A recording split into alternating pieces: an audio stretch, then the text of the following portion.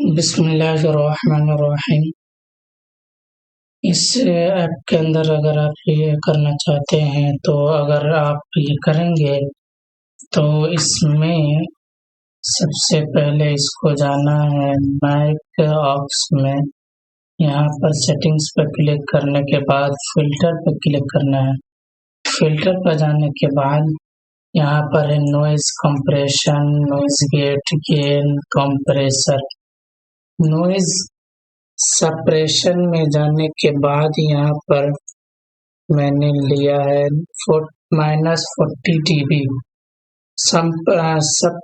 Suppression level is -40 dB and noise gate close their hold है, यहाँ पर है -60 dB है और ओपन थ्रेशोल्ड यहाँ पे हमने लगाया है -42 dB।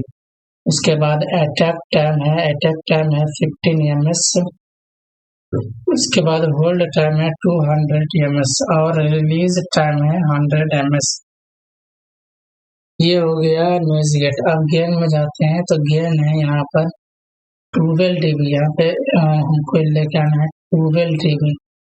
12 dB। कंप्रेशन में रेशियो होगा 10 रहेगा यहाँ पर 10।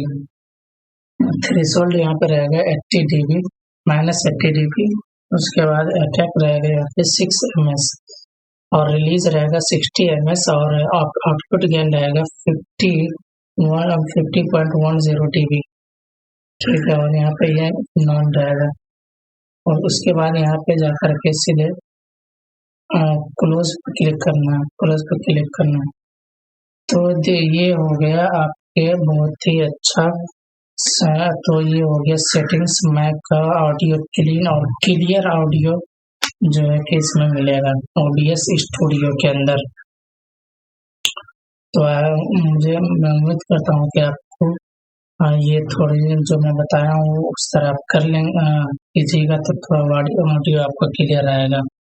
तो अगर ये वीडियो अच्छी लगी है तो आप वीडियो को लाइक कीजिए, कमेंट कीजिए और इस वीडियो को दोस्तों तक शेयर कीजिए और ताकि उनको भी ये सेटिंग्स का पता चल सके और आप चैनल को सब्सक्राइब कीजिए।